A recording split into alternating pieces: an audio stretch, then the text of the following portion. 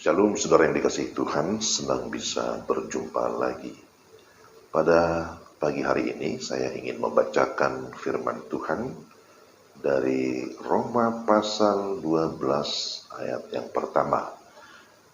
Karena itu saudara-saudara, demi kemurahan Allah, aku menasihatkan kamu supaya kamu mempersembahkan tubuhmu sebagai persembahan yang hidup, yang kudus, dan yang berkenan kepada Allah. Itu adalah ibadahmu yang sejati. Tema kita, Kristus sebagai Tuhan atas seluruh hidup. Manusia baru yang sudah mengenakan Kristus, yaitu orang-orang yang sudah percaya kepada Kristus, menempatkan Kristus sebagai pusat hidupnya, maka akan menempatkan Dia menjadi Tuhan atas seluruh hidupnya. Apa artinya mengakui Kristus sebagai Tuhan?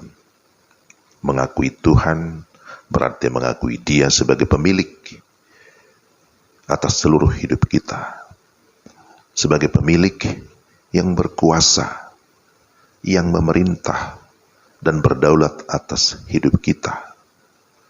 Sebagai Tuhan berarti kita patut untuk menyembah Dia, meninggikan Dia, memuliakan Dia selama-lamanya. Dan menjadikan Kristus sebagai Tuhan berarti bahwa dalam seluruh kehidupan kita, kita selalu mencari jawaban terhadap pertanyaan, apakah hal ini sesuai dengan kehendak Kristus? Artinya, kalau saya melakukan sesuatu, saya memperkatakan sesuatu, saya memikirkan sesuatu, apakah ini sesuai dengan kehendak Kristus? Apakah aku melakukannya dalam rangka ketaatan atau ketundukan kepada Kristus sebagai Tuhan? Bahkan dalam Roma 12 ayat 1, Paulus menasihatkan supaya kita mempersembahkan tubuh kita sebagai persembahan yang hidup, yang kudus dan yang berkenan kepada Allah. Itulah ibadah kita yang sejati. Kita beribadah kepada Kristus karena kita mengakui Dia sebagai Tuhan. Tuhan yang kita sembah. Persembahan yang hidup, bukan persembahan yang mati. Yang baru menjadi persembahan setelah disembelih dan mati seperti korban bakaran pada zaman dahulu, pada zaman perjanjian lama. Persembahan yang hidup adalah hidup kita, yang kita persembahkan selama kita menjalani kehidupan dalam segala aspek kehidupan. Persembahan yang mencakup keseluruhan hidup kita, bukan sebagian atau bukan hal dalam beberapa hal tertentu saja. Seorang hamba Tuhan berkata, namanya John Ortberg, kehidupan rohani tidaklah terpisah dari kehidupan finansial, dari kehidupan pekerjaan, dan lain-lain. Istilah kehidupan rohani hanyalah sebuah cara untuk membicarakan kehidupan seseorang.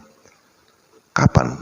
Tentu setiap saat dan dalam setiap aspeknya dari sudut pandang Tuhan. Tuhan melihat kehidupan kita yang utuh. Tentu kita semua harus berdoa, membaca Alkitab, bergereja, ataupun beribadah. Tetapi Tuhan tertarik pada seluruh hidup kita.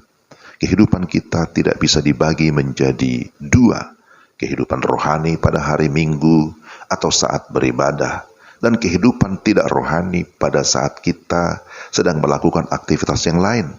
Tidak demikian. Tapi segala aspek kehidupan kita itu bisa menjadi hal rohani jika kita melakukannya bagi Tuhan dan untuk kemuliaannya Tuhan. Dan sebaliknya, segala aspek kehidupan yang tampak rohani itu pun bisa menjadi sesuatu yang sekuler dan bersifat duniawi jika kita tidak melakukannya bagi Tuhan. Jadi, seluruh kehidupan kita sesungguhnya adalah menjadi persembahan bagi Tuhan, bersifat utuh.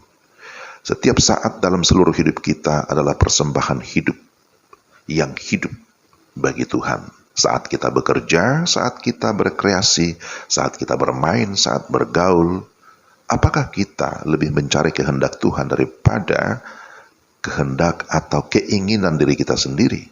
Kita sedang di jalan yang ramai misalnya, atau kita bertemu dengan orang-orang berbeda dengan kita, sedang menunggu jawaban doa.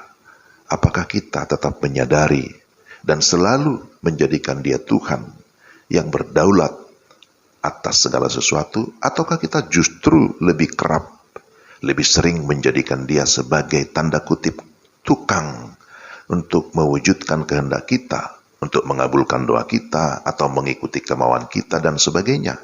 Jika Kristus adalah Tuhan atas seluruh hidup kita, maka tidak ada aspek sekecil dan sederhana apapun yang tidak menjadi hal rohani dan bernilai kekal di matanya. Jika kita melakukannya sungguh-sungguh bagi Dia, maka sebaliknya, jika segala aspek yang tampaknya rohani pun, kalau kita tidak melakukannya bagi Tuhan, itu hanya menjadi hal yang duniawi dan tidak menjadikan Dia sebagai Tuhan.